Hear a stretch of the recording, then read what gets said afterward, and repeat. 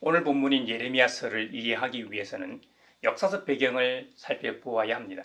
당시 예레미야서의 상황과 비슷한 상황이 우리나라에도 있었습니다. 우리나라 역사를 예로 들면 여러분이 오늘 성경 본문을 더 잘 이해할 수 있을 겁니다. 몇 해 전 영화 남한산성을 재밌게 봤던 기억이 있습니다. 남한산성은 1636년 병자호란의 중심 무대가 된 곳이죠. 병자호란의 발발 원인은 그 당시 국제 정세에 의한 것이었습니다. 병자호란이 있기 40년 전에 임진왜란이 있었습니다. 임진왜란은 그 당시 외인 일본이 명나라인 중국으로 가는 길을 내어달라고 했는데 그 길을 내어주지 않자 조선을 침략한 7년간의 전쟁 아닙니까? 조선은 상국인 명나라를 섬기고 있었습니다. 그래서 조선은 국난이 발생하자 상국인 명나라에 원병을 요청하고 명나라는 구원병을 조선에 파병하게 됩니다. 인류 역사상 해전에서만큼은 가장 위대한 장군이 이순신 장군을 비롯하여 의병 그리고 명나라 지원군이 합세하여 외의 공격을 막아내게 됩니다. 그런데 당시 만주 지역인 북방에서는 여진족이 우리의 혼란을 틈타서 강성해지고 있었습니다. 이들이 훗날 후금이라는 나라를 건국하게 됩니다. 여진족의 후금은 임진왜란이 끝나고 명나라가 약해진 틈을 타서 조선이 상국으로 모시던 명나라마저 공격하게 됩니다. 다급해진 명나라는 조선에게 원병을 파견하라고 요청합니다. 하지만 당시 왕이었던 광해군은 임진왜란을 통해 자주국방과 부국광병의 이 중요성을 깨닫고 명나라와 후금 사이에서 균형을 지키는 중립외교를 실시합니다.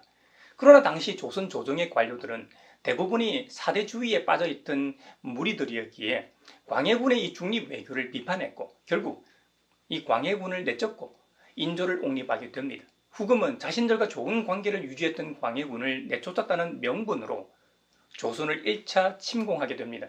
이것이 정묘년에 오랑캐들이 일으킨 난이라고 해 정묘호란이라고 하죠. 1차 침공 때는 아직 명나라와 전쟁이 끝난 상황이 아니었기 때문에 최정예 부대가 아니었던 것이죠. 그래서 인조 정권은 후금의 1차 공격을 막아낼 수 있었고 후금은 물러가는 대신에 우리를 형님의 나라로 불러준다면 돌아가겠다고 제의를 해옵니다. 조선은 결국 형제의 맹약을 받아들임으로써 1차 정묘호란은 마무리되게 됩니다. 이 일이 있고 난 후 약 10년이 흐르게 됩니다.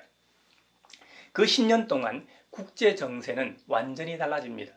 명나라는 더 약해지고 후금은 더욱 막강한 나라가 되어 제국의 모습을 갖추어가게 됩니다.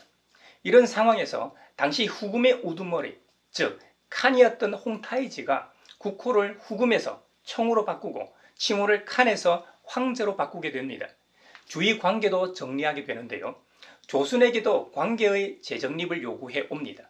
자신들을 형님의 나라가 아닌 아버지의 나라로 부르라고 요구합니다. 10년 전 형제의 맹약을 통해 형제의 관계였는데 이제는 군신 관계를 요구해 온 것이죠. 외교상 청나라는 조선에 수차례 걸쳐 군신 관계를 요구해 왔지만 조선이 답하지 않았습니다. 이에 청나라 홍타이지의 분노 게이지가 머리끝까지 올라가게 되고 조선에 최후 통첩을 보내게 됩니다. 조선의 세자를 인질로 보내고 청나라를 아버지의 나라, 즉 임금의 나라로 섬기라는 겁니다. 당시 왕이었던 인조는 고민 끝에 척화파의 손을 들어주게 되고 조선은 청나라와의 전쟁을 준비하게 됩니다. 이것이 1636년에 있었던 병자호란의 시작이었던 것이죠. 원래 잘 알려진 대로 조선은 붕당 정치로 둘로 나누어져 있었습니다. 이 상황에서도 당연히 둘로 나뉘게 됩니다. 청과 좋은 관계를 맺어서 훗날을 도모하자는 화친의 입장이었던 주화파와 우리의 상국 명나라가 살아있는데 오랑캐와 군신관계를 맺을 수 없다고 화친을 배척한 척화파로 나뉘어 격렬하게 맞서고 있었습니다. 화친을 배척하던 이 척화파 입장에서는 과거 임진왜란 때 7년간 구원병을 파견한 명나라의 은혜를 어찌 잊을 수 있느냐는 명분이었습니다. 의리와 명분, 원칙이 있다면 청과의 군신관계는 정의가 아니라는 것이죠. 반면 화친을 주장하던 주화파 입장에서도 의리, 명분, 원칙은 중요하지만 그것은 인간관계에서 적용되는 것이지 나라 간 국제관계에서는 적용할 수 없고 임금이 살아야 백성이 살고 백성의 삶이 평안해야 훗날을 도모할 수 있다는 명분이었습니다. 이것이 주화파의 정의였던 것이죠. 지금 이 사회에서도 이런 모습은 여전합니다. 정치권에서는 양당제인 것이냐 보수와 진보로 나뉘어져 서로를 헐뜯고 여론몰이를 하고 자신들이 유리한 쪽으로 프레임을 씌우고 백주대낮에 국민들이 보고 있는데도 버젓이 잘못을 저지릅니다. 내로남불이라는 말이요. 이 사회 전 영역에서 적용되고 있다고 해도 과언이 아닐 겁니다. 이 한국에서의 괜찮은 거 하나만 뽑으라고 한다면 그건 성숙된 시민의식일 겁니다. 우리나라 사람들은 예로부터 어려울 때일수록 잘 뭉치는 경향을 보이곤 했죠. 정치권을 비롯하여 사회 지도층들은 참담하기 짝이 없습니다. 미중 갈등 속에서 줄다리기는 여전하고 5G 상용화로 4차 산업과 메타버스는 더 앞당겨질 것이라는 예측까지 있습니다. 청년 일자리 및 미래에 대한 불확실성, 내 집 마련이라는 꿈은 접어야 하는 이 부동산 문제 등 산적해 있는 현안들이 참 많습니다. 게다가 올해 3월 9일에는 제20대 대통령 선거도 있어 온 나라가 술렁이고 있습니다. 지금으로부터 2700년 전 고대 팔레스타인에서도 이와 비슷한 상황이 펼쳐졌습니다. 이보다 훨씬 더 복잡한 국제 정세가 요동치고 있었습니다. 세계사에서 가장 잘 알려진 것 중에 이집트, 아시리아, 바벨론 3대 제국이 국제 역학 관계에 따라 약소국이었던 이스라엘의 흥망성쇠가 결정되었기 때문입니다. 예레미야 예언자가 활동하던 시대적 상황은 아시리아가 약해지고 바벨로니아가 강해지는 시점이었습니다. 아시리아나 바벨로니아의 선함 정책에 따라 이집트도 영향을 받는 상황이었습니다. 예레미야는 예언 활동 기간 동안 아시리아의 멸망과 바벨로니아의 세계 재패를 목도했습니다. 심지어 자신의 조국 남유다가 바빌로니아에 의해 멸망하는 것도 목격한 인물이었습니다. 아시리아나 이집트가 명나라쯤 되고 바빌로니아가 청나라쯤 되는 것이죠. 물론 남유다가 조선이라고 생각하시면 이해하기가 쉬울 겁니다. 조선이 조공을 받침으로 삼국을 섬긴 것에 비하면 팔레스타인 지역의 약소국들은 조공뿐만 아니라 직접적인 내정 간섭까지 받았던 점이 다르다 하겠습니다. 유프라테스 강과 티그리스 강 유역의 대제국들의 이 흥망성쇠에 따라 이집트가 직간접적으로 팔레스타인 지역을 장악하기도 했습니다. 신학적으로 하나님께서는 선민 이스라엘의 불순종에 따라 주위 열강들을 그 채찍으로 사용하셨던 것이고 역사적으로는 당시 국제정세의 관계 속에서 이스라엘의 흥망성쇠가 좌지우지 되었던 것이죠. 조선에게 있어 북방민족이 후금이었던 것처럼 예레미야서에서 북방에서부터 재앙이 넘쳐 흐른다는 이 표현은 바로 바빌로니아의 부상을 가리킵니다. BC 605년 갈그미스 전투에서 아시리아와 이집트 연합군과 바빌로니아의 전쟁에서 바빌로니아가 승리함으로 아시리아 제국은 역사에서 사라졌습니다. 갈그미스는 유프라테스 강 상류에 위치한 도성으로 메소포타미아 문명과 소아시아 즉 유럽을 연결하는 동서고속도로의 거점이었습니다. 매우 중요한 지정학적 위치를 차지하기 위해 이곳을 두고 두 문명이 부딪히게 된 것이죠. 반면 남유다의 국내 상황은 어땠을까요? 흥미로운 점은 후대인 우리 입장에서는 눈물의 선지자 예레미야나 종교개혁을 단행한 선한왕 요시야 둘 다 좋은 인물로 기억됩니다. 하지만 둘 다 동시대 인물이었음에도 불구하고 서로에 대한 기록이 거의 없다는 점입니다. 여러분, 좀 이상하지 않습니까? 왜 그랬는지 직접적인 기록이 성경에는 없지만 추측해 볼 수는 있습니다. 종교개혁 사건이 중요하긴 했지만 예레미야의 예언 활동 방향과는 거리가 있었기 때문이지 않을까요? 예레미야는 국제정세의 급변하는 상황을 주시하며 북방 민족의 동태를 예의주시하고 있었습니다. 반면 요시야는 왕권 강화와 민족주의 속에서 정치를 이끌어가고 있었기 때문입니다. 요시야는 8살의 왕위에 올랐습니다. 여러분, 8살짜리 어린이가 나라를 어떻게 통치했겠습니까? 성경 기록에 수렴청정 같은 대리정치하는 내용은 없지만 조정 대신이나 어떤 세력에 의해서 국정을 함께 통치했을 겁니다.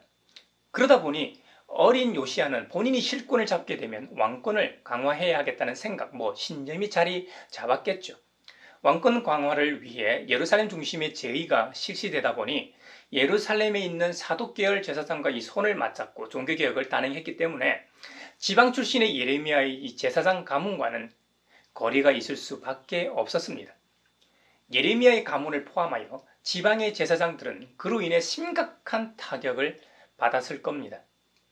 한마디로 요즘 하도인 차별 대우가 있었고 이런저런 이유로 요시야와 예레미야는 서로에 대해 언급조차 하고 있지 않는 것 같습니다. 거기다 종교개혁을 단행한 요시야는 무기또에서 의문의 죽음을 맞습니다. 물론 성경에는 이집트 왕 바로느고가 요시야를 죽였다고 기록되어 있습니다. 이건 역시 요시야의 민족주의적 성향과 당시 집권 세력이었던 무리의 반이집트 성향이 바로느고의 심기를 건드린 것으로 보입니다. 이에 대제국 간의 국제전쟁이었던 갈그미스 전투로 가는 길에서 요시야를 죽임으로 자신의 왕권을 과시하려는 요인과 요시야의 외교 결례로 인해 발생한 사건으로 추측이 됩니다. 역사적으로 요시야라는 인물은 광해군과 비슷한 인물로 보입니다. 요시야 이후 이집트와 바빌로니아는 직접 유대의 왕을 임명합니다. 마음에 들지 않으면 왕을 직접 사로잡아서 가서 죽이고 자신들의 입맛에 맞는 사람을 왕으로 세우기도 했습니다.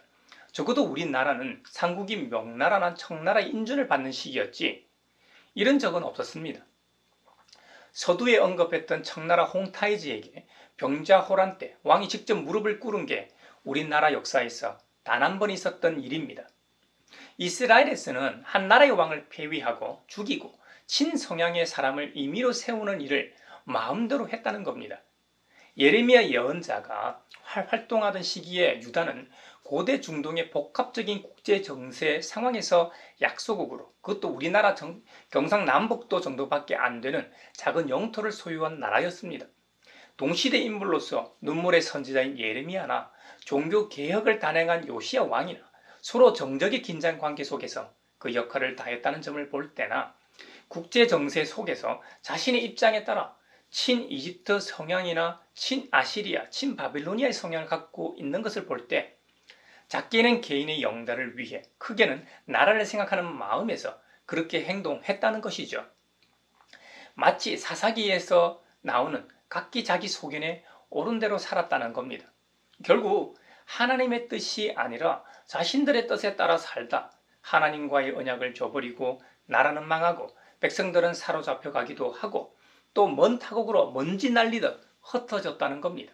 구한말 우리 조상들이 살고자 연해주로 만주로 가서 정착하여 살지 않았습니까? 그러다 스탈린에 의해 중앙아시아로 강제 이주당했던 것처럼 말입니다. 인간 세상이 아무리 복잡하고 나라 간 국제 정세나 외교 관계에 의한 것이라 하더라도 이 모든 것은 역사를 주관하시는 하나님의 주권 안에 있다는 사실입니다. 하나님께서는 예레미야서 오늘 본문에서 예언자를 통해 이렇게 말씀하십니다. 참으로 나 주가 말한다. 다른 누가 말하는 것이 아닙니다. 천지를 지으신 하나님, 이 아름다운 세상을 창조하신 창조주께서 직접 말씀하신다는 겁니다. 이것만큼 확실한 증언이 어디 있겠습니까? 하나님과의 언약을 파기한 대가로 곳곳으로 흩어져 살았던 사람들을 다시 모아 데리고 오실 뿐만 아니라 목자가 자기 양떼를 지키듯이 지켜주시겠다는 회복의 말씀입니다. 그들을 사로잡아 갔던 강한 자들로부터 그들을 구원하신다는 겁니다. 그 옛날 아브라함과 약속하셨던 것처럼 시온산에서 찬송을 부르게 된다는 겁니다. 곡식과 새 포도주와 기름과 양새끼와 소홍아지와 같은 물질의 풍요를 회복시켜 주신다는 겁니다. 그때는 처녀가 춤을 추며 젊은이와 노인들이 함께 즐거워하며 기뻐한다는 겁니다. 이런 물질의 풍요는 날씨가 중요한 조건입니다.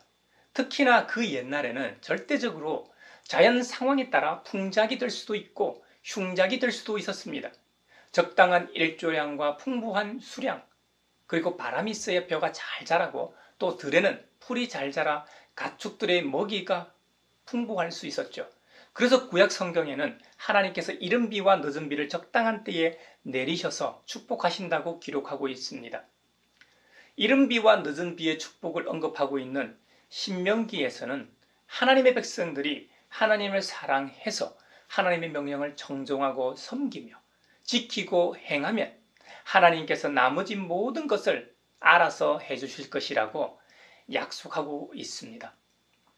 이스라엘은 실제로 출애굽 때부터 하나님께서 그들을 책임져 주셨습니다. 광야에서 먹을 것 하나 없는데 하늘의 양식인 만나로 먹이셨습니다. 마실 물이 없을 때 반석에서 물이 나와 그들의 목을 축이셨습니다.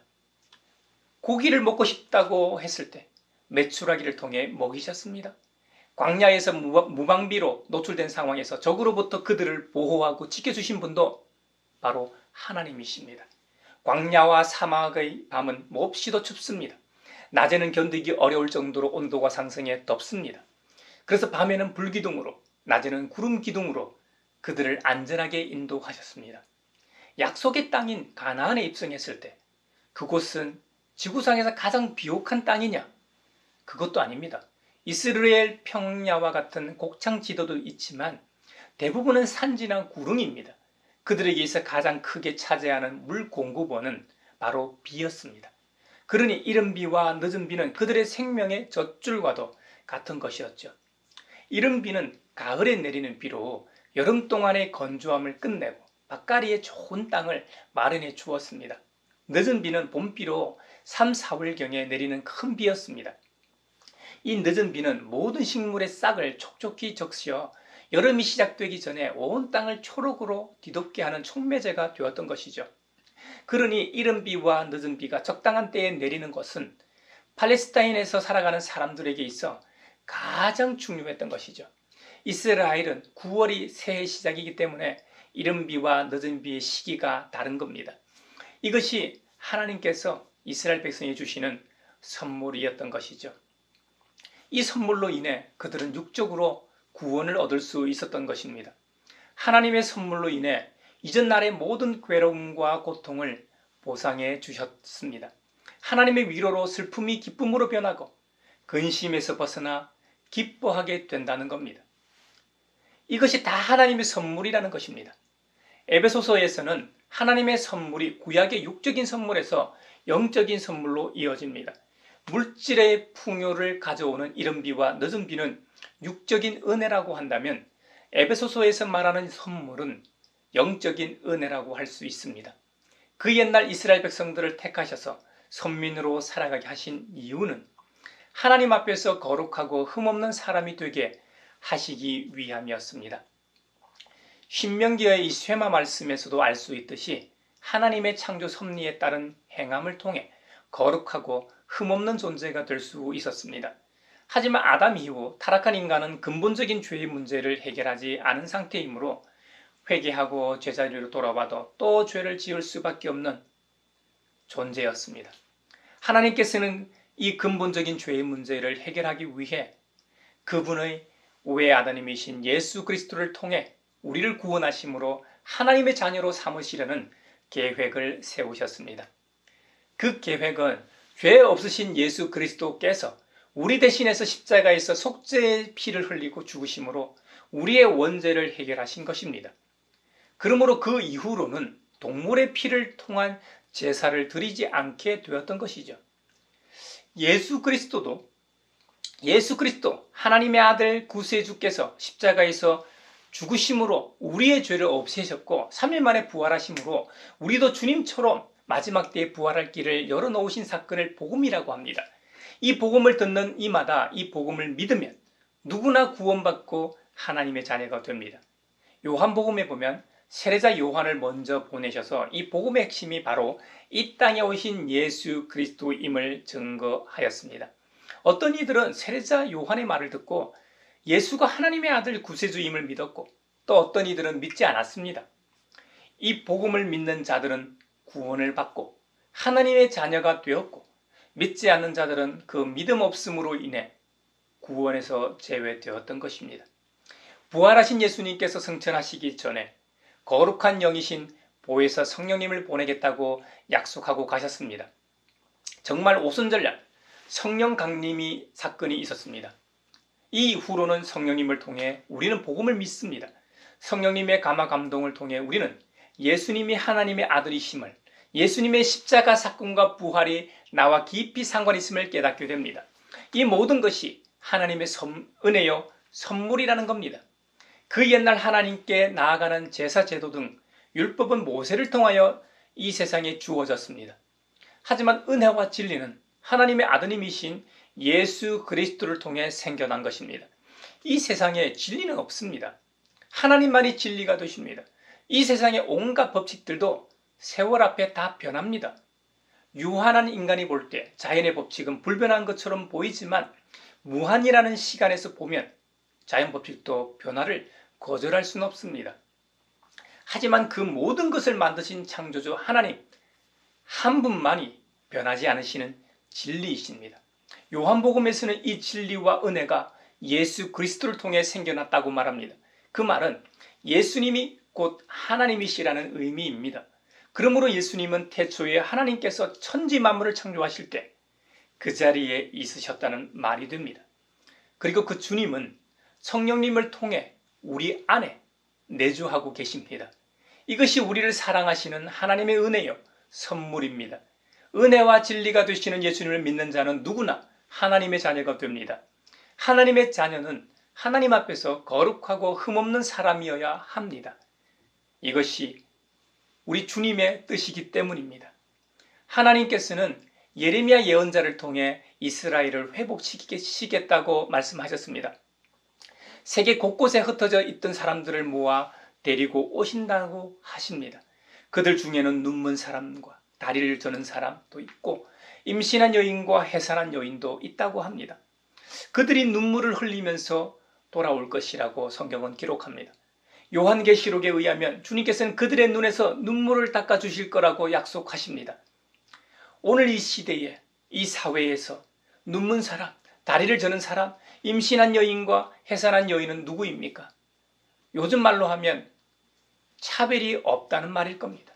하나님의 구원이란 차별이 없으며 보편적이며 포괄적이라는 말입니다.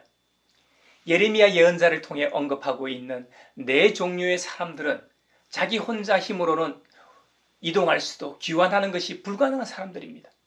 눈먼 사람, 다리를 저는 사람, 임신한 사람, 출산한 사람, 지금이야 교통편이 워낙 좋아서 어떻게든 고국으로 귀환할 수 있지만 그 옛날 도로도 없던 시대에 도움의 손길이 없이 어떻게 그들이 움직이고 귀환할 수 있었겠습니까?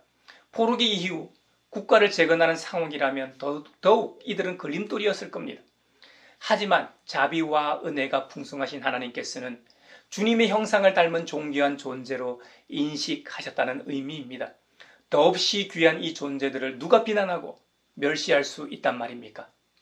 또한 구약 제사 규정에 의하면 이들은 하나님께 나아갈 자격조차 없었던 자들입니다.